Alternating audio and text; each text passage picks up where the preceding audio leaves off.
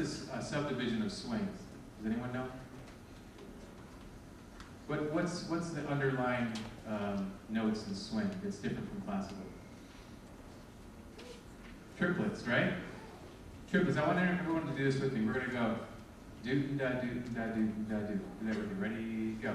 Do da do da do da do. On that first tune you guys did in the mellotone, I felt like the swing feel was more of a dotted 8/16. Instead of do da do da do. Hearing that triplet. Can you just maybe play just the beginning of mellotone?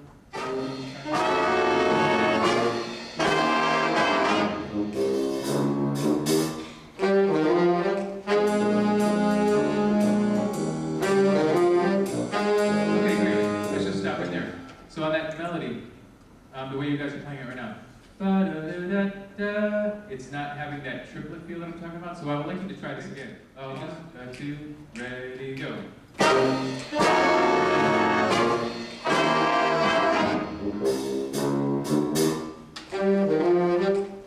That's better. 1, 2, 3.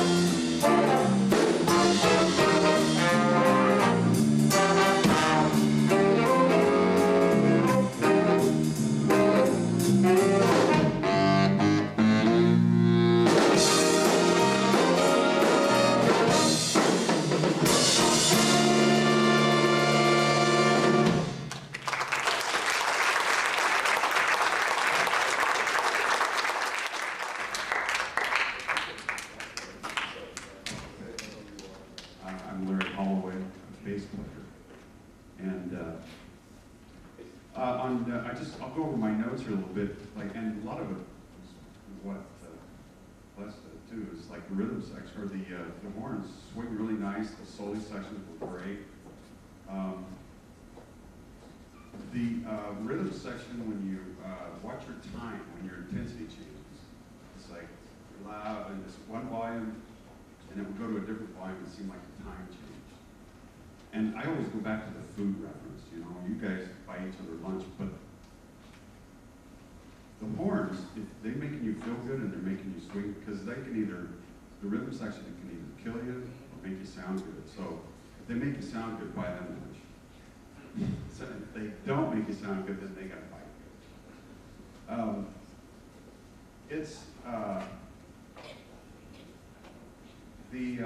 On what is this saying? It was a nice groove. The Barry and the bass worked really well together. You guys sounded like you worked that out. It was in tune. And if I could send you out of here today with anything, it would be that you begin to realize that playing jazz drums is so much fun. And I wouldn't say it's more fun than playing pop or rock, because I do everything. My goal is always to have it be that if the phone rings, I can say yes, and then ask them what they did exactly. So I play everything. But a straight ahead jazz group or a big band, there's just so much left up to the drummer to decide in the moment. All kinds of decisions that you get to make in percussion. I've been on the road with several different bands. There was a trumpet player named Maynard Ferguson who a lot of people used to go out and show you a time field, and they say, okay, now you know what it is. Now, over the top of that, do this, or do this fill to get in and out of it. And I'm going like, no, wait. Don't leave working on the time field behind so quickly. Time is a thing you've got to practice. Let me play a little bit of swing.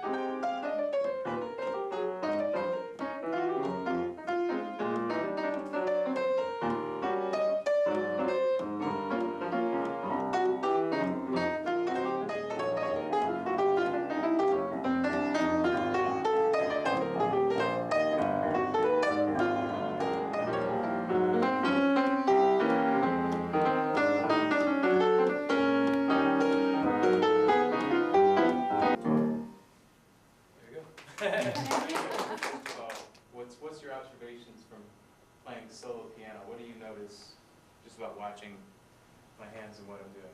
What comes to mind as you're watching that? I played the melody, right?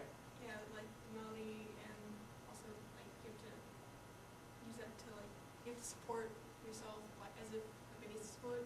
Yeah, so I'm not just playing melody, I'm playing, what else am I playing? The harmony. And what am I doing with my left hand when I'm playing this? Yeah, what instrument usually plays that? Is that right? Man, we're on camera and everything. Hi, Larry. Hey. So that's why that's the only chord in all of these, in all music theory, is the dominant chord like that. So that's why it always has to resolve 5, 3. Have you ever heard the term 3-6-2-5-1? You've heard that one. Or the blues, it resolved 5. You said the chord changes earlier, which were 1, 1-4-1, 5-4-1. 5-4-1, and then it goes 5-1 at the end. The resolve always goes 5-1. Music has to resolve, and that 5-1 is because of this.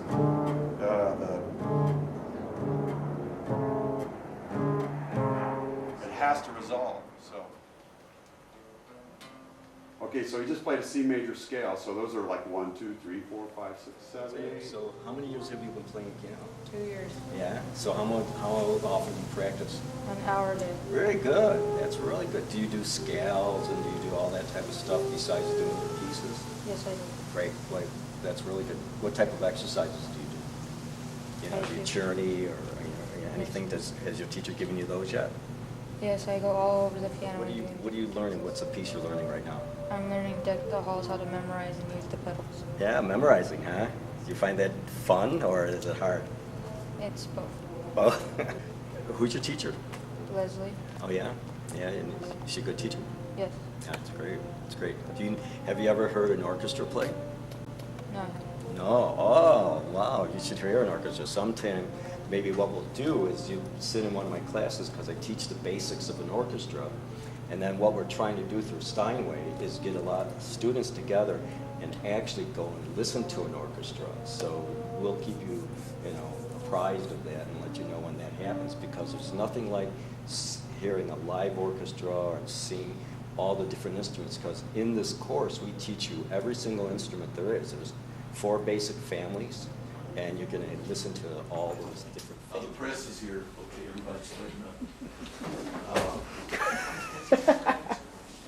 They make really good copies of locked mouthpieces, and my understanding is that when they're turning the mouthpieces on the lathe, they spin them really, really slowly so that they get more revolutions. Players that want to use a Bach mouthpiece will find one from when Bach was made in Melbourne, New York. If you're using muscles instead of pressure, then your range is not going to suffer. And it was beautiful. It was unlike anything I'd ever heard before. So then I listened to more on him. He does blues. He did so much more. He played some slide guitar. He did everything. So he's somebody that you're focusing on a lot. Well, not too much. For one of my influences, a big influence was Stevie Ray Vaughan. Great. All right. So blues. What else? For What me, are you listening to? I kind of came from the same road as him.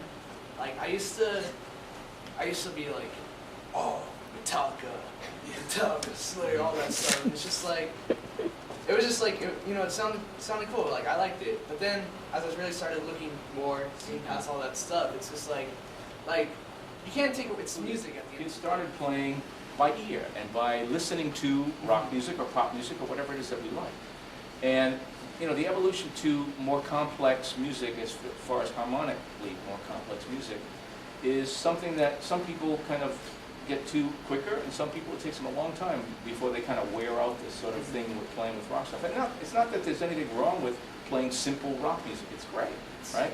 But a lot of us, especially I can see all of you, have gotten to the point where you're involved in jazz band and you're doing stuff that is exposing you to music that is a lot more harmonically deep, has a lot more complexity to it, right? And with that whole task of trying to play that music comes that whole thing of like, how do I learn more about this style and what is it? Like some softer stuff of a lot of the bands that I listen to. Like I just did a Led Zeppelin song. I did a Baby I'm Gonna Leave You.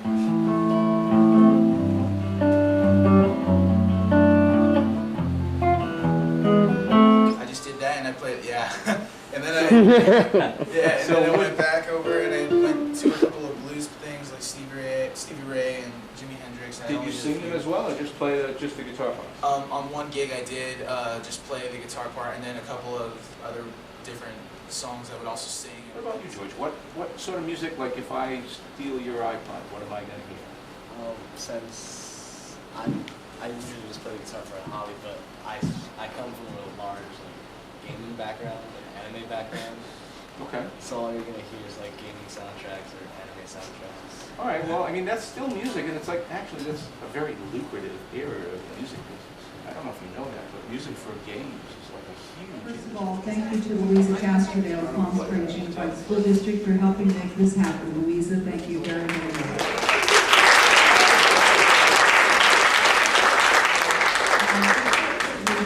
Our host school, Cathedral City High School, that I want to thank again, and their band's director, Gregory Whitmore, for his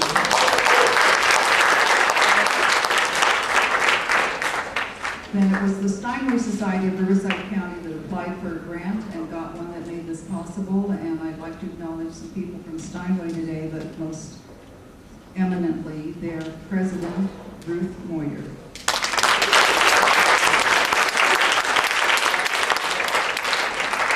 And I see a couple of members of the society. Leslie Crichton is here, and Donna Jarvis is here. Thank you.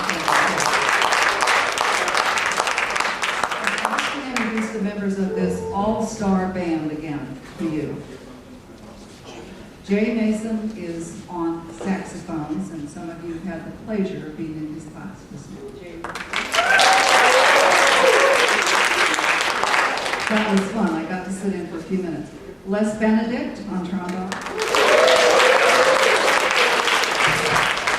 Frank Potenza from USC, all the way from USC. He's a full professor there. And Frank Potenza on guitar.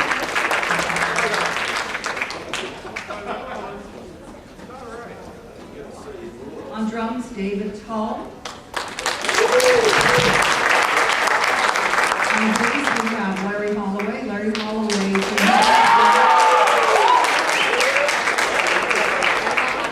Larry Holloway was the first recipient of the Red Mitchell Scholarship Award, and he does tune his bass in fifths, for any of you that are familiar with that.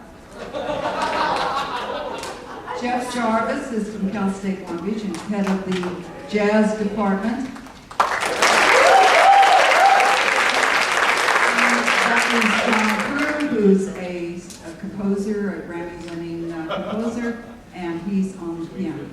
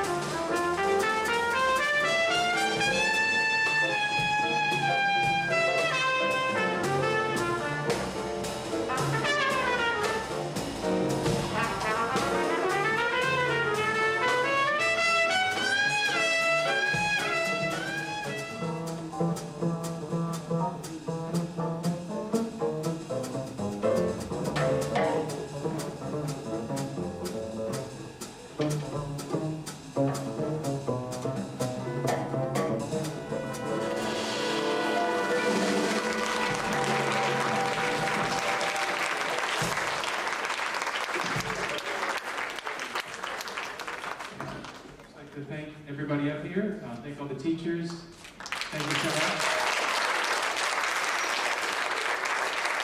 Thanks to all of you for coming, we hope you got something out of this, and we hope to be back soon. Great job to all the bands, and really fun in the master classes, so thank you. Bobby? Oh, well, thank you to Bobby and Alan and Steinway Society. We'll see you next year. We'll see you next year.